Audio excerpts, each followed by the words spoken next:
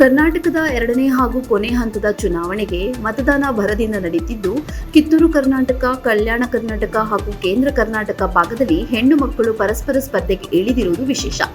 ಈ ಭಾಗಕ್ಕೆ ನಡೆಯುತ್ತಿರುವ ಚುನಾವಣೆಯಲ್ಲಿ ಬಿಜೆಪಿಯ ಒಬ್ಬರು ಮಹಿಳಾ ಅಭ್ಯರ್ಥಿ ಹಾಗೂ ಕಾಂಗ್ರೆಸ್ನ 5 ಮಹಿಳಾ ಅಭ್ಯರ್ಥಿಗಳು ತಮ್ಮ ಅದೃಷ್ಟ ಪರೀಕ್ಷೆಗೆ ಇಳಿದಿದ್ದಾರೆ.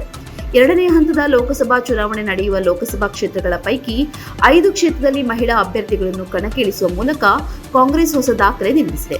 ಈ ಪೈಕಿ ಪ್ರಿಯಾಂಕಾ ಜಾರಕಿಹೊಳಿ, ಪ್ರಭಾ ಮಲ್ಲಿಕಾರ್ಜುನ್, ಸಂಯುಕ್ತ ಪಾಟೀಲ್ ಹೊಸ ಮುಖಗಳಾದರೆ, ಗೀತಾ ಶಿವರಾಜ್ಕುಮಾರ್ ಅವರು 2014ರಲ್ಲಿ ಶಿವಮೊಗ್ಗ ಕ್ಷೇತ್ರದಲ್ಲಿ ಸ್ಪರ್ಧಿಸಿ ಸೋತಿದ್ದರು.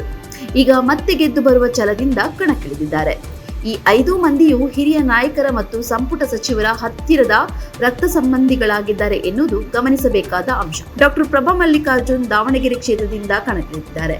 ಚಿಕ್ಕೋಡಿ ಕ್ಷೇತ್ರದಿಂದ ಪ್ರಿಯಾಂಕಾ ಜಾರಕಿಹೊಳಿ ಸ್ಪರ್ಧಿಸಿದರೆ, ಸಂಯುಕ್ತ ಪಾಟೀಲ್ ಬಾಗಲಕೋಟೆಯಿಂದ ಚುನಾವಣಾ ಕಣ ಪ್ರವೇಶಿಸಿದ್ದಾರೆ. ಗೀತಾ ಶಿವರಾಜ್ಕುಮಾರ್ ಅವರು ಶಿವಮೊಗ್ಗ ಲೋಕಸಭಾ ಕ್ಷೇತ್ರದಿಂದ ಸ್ಪರ್ಧಿಸಿ ಪ್ರಬಲ ಬಿಜೆಪಿ ಅಭ್ಯರ್ಥಿ BY ರಾಘವೇಂದ್ರ ಅವರನ್ನು ಎದುರಿಸಲಿದ್ದಾರೆ.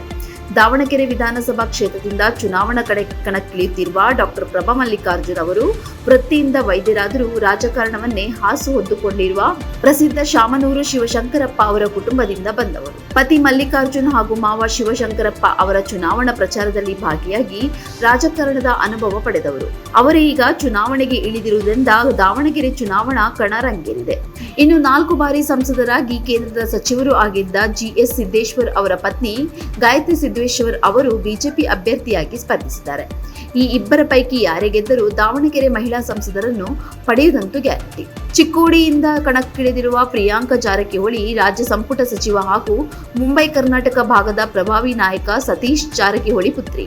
ಮಗಳನ್ನು ಗೆಲ್ಲಿಸಬೇಕೆಂಬ ಛಲದಿಂದ ಸತೀಶ್ ಜಾರಕಿಹೊಳಿ ಟೊಂಕ ಕಟ್ಟಿ ನಿಂತಿದ್ದಾರೆ.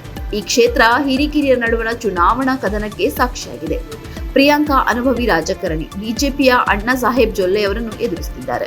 ಇದೇ ರೀತಿ ಬಾಗಲಕೋಟೆಯಿಂದ ಸ್ಪರ್ಧಿಸುತ್ತಿರುವ ಸಂಯುಕ್ತ ಶಿವಾನಂದ ಪಾಟೀಲ್, ಕರ್ನಾಟಕ ಪ್ರದೇಶ ಯೂತ್ ಕಾಂಗ್ರೆಸ್ನ ಕಾರ್ಯದರ್ಶಿಯಾಗಿರುವ ಸಂಯುಕ್ತ ಪಾಟೀಲ್ ವಿಜಯಪುರ ಜಿಲ್ಲಾ ಕೇಂದ್ರ ಬ್ಯಾಂಕ್ನ ನಿರ್ದೇಶಕಿಯಾಗಿದ್ದಾರೆ. ಅಪ್ಪನಿಂದ ರಾಜಕೀಯ ಪಟ್ಟುಗಳನ್ನು ಕಲಿತಿರುವ ಸಂಯುಕ್ತ ತಮ್ಮ ಎದುರಾಳಿ ಬಿಜೆಪಿಯ ಗದ್ದಿಗೌಡರ ವಿರುದ್ಧ ಕಣಕ್ಕಿಳಿದ್ದಾರೆ. ಶಿವಮೊಗ್ಗ ಕ್ಷೇತ್ರದಿಂದ ಕಣಕ್ಕಿಳಿದಿರುವ ಗೀತಾ ಶಿವರಾಜ್ಕುಮಾರ್ ಕನ್ನಡದ ಖ್ಯಾತ ಚಿತ್ರನಟ, ತಾರಾನಟ ಶಿವರಾಜ್ಕುಮಾರ್ ಅವರ ಪತ್ನಿ. ಗೀತಾ ಅವರ ಸಹೋದರ ರಾಜ್ಯ ಸಚಿವ ಸಂಪುಟದ ಮಧು ಬಂಗಾರಪ್ಪ.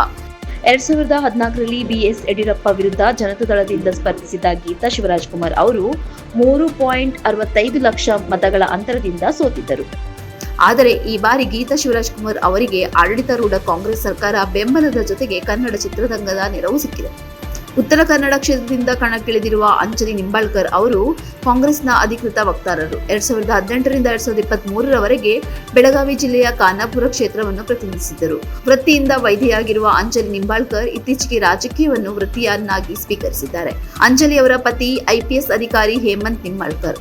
ಈಕೆ ಸುದ್ದಿ ಮಾಡಿದ್ದು the Karnataka minister salaries and allowance bill ಅಡಿಯಲ್ಲಿ 2022ರಲ್ಲಿ ಕರ್ನಾಟಕ ಸರ್ಕಾರ ಜನಪ್ರತಿನಿಧಿಗಳ ಸಂಬಳ ಸಾರಿಗೆ ಹೆಚ್ಚು ಮಾಡಿದ ಸಂದರ್ಭದಲ್ಲಿ ಈ ಹಣವನ್ನು ರಾಜ್ಯದ ಜನರ ಬದುಕನ್ನು ಹಸನಗೊಳಿಸಲು ಬಳಸಬೇಕೆಂದು ಒತ್ತಾಯಿಸಿ ಅವರು ಹೋರಾಟ ಕೂಡ ಮಾಡಿದ್ರು. ಇವರು ಎದುರಿಸುತ್ತಿರುವುದು ಅನುಭವಿ ರಾಜಕಾರಣಿ ಬಿಜೆಪಿಯ ವಿಶ್ವೇಶ್ವರ ಹೆಗಡೆ ಕಾವೇರಿ ಅವರನ್ನು.